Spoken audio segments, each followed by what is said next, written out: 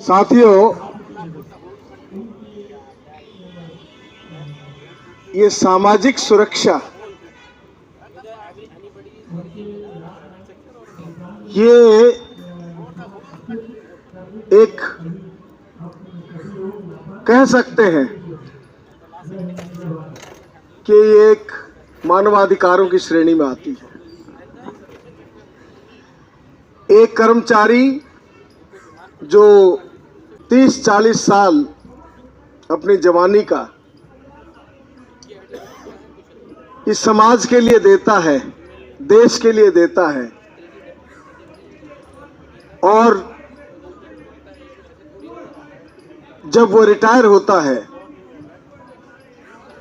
तो उसके वेलबींग के लिए वो जीवन सही से जिए, ये सामाजिक सुरक्षा का प्रावधान किया गया था।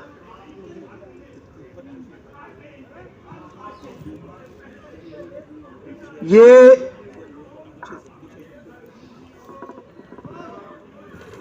सरकारों का जो रवैया रहा, क्योंकि ये सरकारी कर्मचारियों के द्वारा हासिल किया गया अधिकार अब सरकार ने जब से,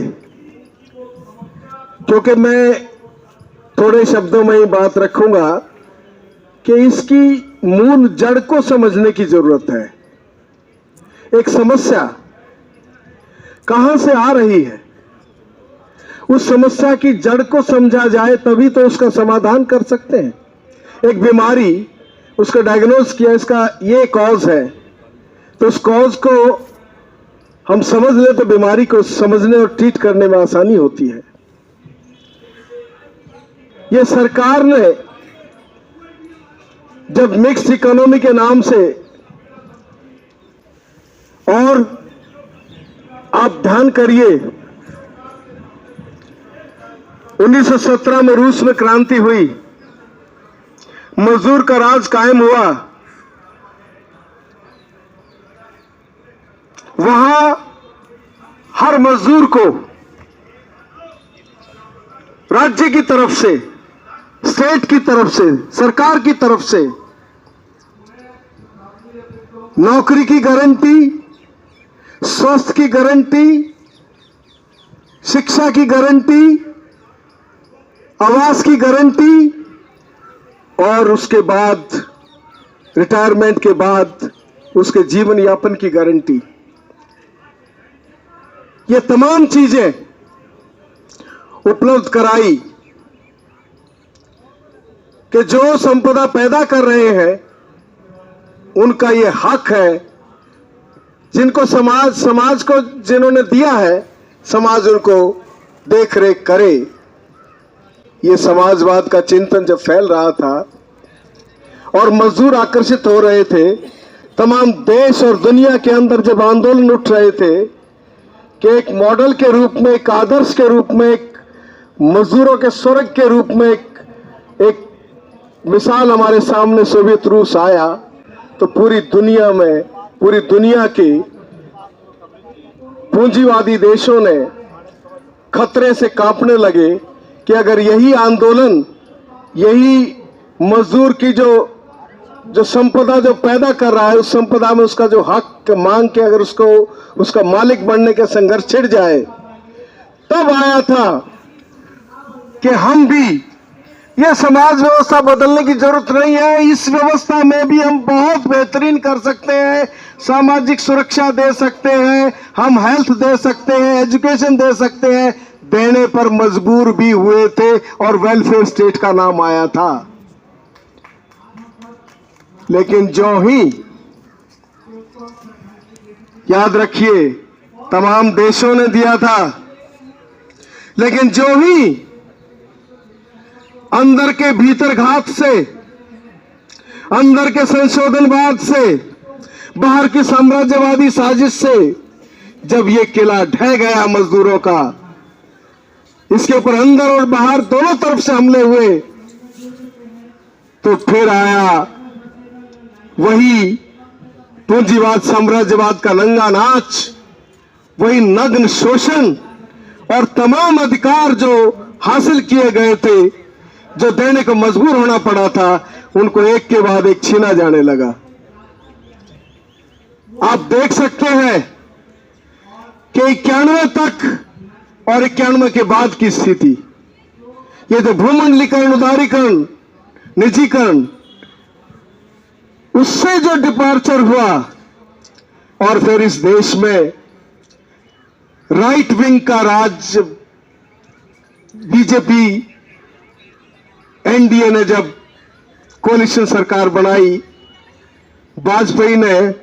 एक मंत्रालय खोल दिया, डिसइन्वेस्टमेंट मिनिस्ट्री, बेचो, और हमला किया सबसे पहले कि ये जो भर्तियां तो हो नहीं रही, सरकारी कर्मचारियों जो कंट्रीब्यूशन, जो उसका पीएफ का जो सरकार को जमा कराना पड़ता था, एक हिस्सा जो कर्मचारी देता था, अब वो तो आएगा नहीं, और बोला कि खजाने पर बोझ बहुत है, ये बोझ सस्टेन नहीं कर सकते। इन बातों में नहीं जा रहा मैं कि किस तरीके से अडानी अंबानियों को आज की तो हालत ही खराब है, उस समय जो तर्क दिया गया। और मैं आपको बता दूं कि तमाम ट्रेड यूनियन, तमाम, एक एआईयूटीयूसी को छोड़ के इस तर्क को मतलब नहीं बता पाई, नहीं काट कर सकी, और इस तर्क में बह गई कि हां सरकार इतना वहन कैसे करेगी। मैं उन नेताओं को पर्सनली, व्यक्तिगत तौर से जानता हूं, कुछ उनमें से चले गए, कुछ हैं जिन्होंने सरकार के साथ साठगांठ करके ये पेंशन पर हमला करवाया और पेंशन को छिनवाया। क्या मजाल बनती थी? वो ट्रेड यूनियन आंदोलन जो इतना मजबूत, जिसने अपने खून और पसीने से अधिकार अर्जित किए थे, उनको इस तरीके से सरेंडर करना और देश के रहनुमा बनते मजदूर वर्ग के। खैर, हम उस समय से लड़ाई लड़ते रहे।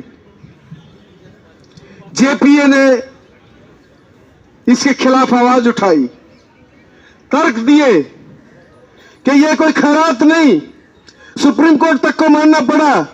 कि कोई खैरात नहीं, ये डेफर्ड वेजेस है, यह संपदा में उसका हिस्सा है, यह सामाजिक सुरक्षा उसकी जरूरत है इज्जत से, सम्मान से जीने के लिए। और अब जब आप देख रहे हैं कि वो जो 95 में जो लेके आए, उसके बाद एक के बाद एक हमला, और ये सारी बातें आप अपने जीवन के अनुभव से जानते हैं कि क्या हालत, मतलब मुझे, मेरा जीवन नहीं चल रहा है, रुपए की वैल्यू घटती जा रही है, असल सैलरी, वेजेस रियल मायने में कम हो रही है, मुद्रास्फीति इतनी भयंकर हो रही है, और उसमें कहा जा रहा है आप अपनी पेंशन के लिए भी खुद ही कंट्रीब्यूट करिए, आप अपनी पेंशन भविष्य के लिए खुद जिम्मेदार है। खून निचोड़ेंगे तुम, मुनाफा लूटोगे तुम, और जीवन प्राइम मेरे लाइफ का इस्तेमाल करोगे तुम, और मुझे छोड़ दोगे मेरे हाल पर। तो साथियों, मैं ये समझता हूं कि ये जो निजीकरण का हमला है, ये जो रेल बेची जा रही है, सेल बेची जा रही है, तेल बेचा जा रहा है, हवाई अड्डे बेचे जा रहे हैं, बंदरगाह बेची जा रही हैं, तमाम चीजें, इसके पीछे एक षड्यंत्र ये भी है कि ये इनका सरकारी कर्मचारी का दर्जा खत्म करो, आउटसोर्सिंग, टेम्परेरी, ये तमाम जो ठेकाकरण हो रहा है, ये सामाजिक सुरक्षा को खत्म करने के लिए हो रहा है। लड़ाई को इस बेचने के खिलाफ, इस निजीकरण के खिलाफ, और इसको एक साथ जोड़ते हुए कि सामाजिक सुरक्षा ये खैरात नहीं, ये अधिकार है। जब ये हुआ था तभी से हम लड़ रहे हैं, लेकिन अभी जब रिटायरमेंट की एज पर साथी आए हैं तब वो समझ रहे हैं। और एक बात साथी ने बहुत बढ़िया कही है कि हर शख्स इससे त्रस्त है, पीड़ित है। अलग अलग संगठन लड़ रहे हैं। महाराष्ट्र में भी वो इस पेंशन के खिलाफ साजिश करने वाले भी अब वो अपने आप को चैंपियन बनाए हुए हैं, बना रहे हैं। लेकिन जो जेन्युइन लोग हैं, और एक और खतरे से हमें समझना है कि ये जो दूसरे जो साथी ये इसके रिव्यू की बात कर रहे हैं, इस पेंशन को, एनपीएस को खत्म करो, ओल्ड पेंशन को बहाल करो, इसमें वो इसकी रिव्यू की बात कर रहे हैं। ये समझौता करने के लिए इस डेंजरस स्थिति को हमको समझना है साथियों। इसका मुकाबला करने के लिए एक संयुक्त आंदोलन की बहुत बड़ी जरूरत है। और मैं समझता हूं कि ये जो अगुवाई, जो क्रांतिकारी साथी हैं जिन्होंने 95 से लड़ते आ रहे हैं, मैं आप लोगों को धन्यवाद देता हूं और उम्मीद करता हूं, जैसा साथियों ने यहां से आह्वान किया है, कि एक संयुक्त मोर्चा बना के आप लोग लड़ेंगे और इस लड़ाई को उसके मुकाम तक पहुंचाएंगे। और हम लड़ेंगे, जीतेंगे।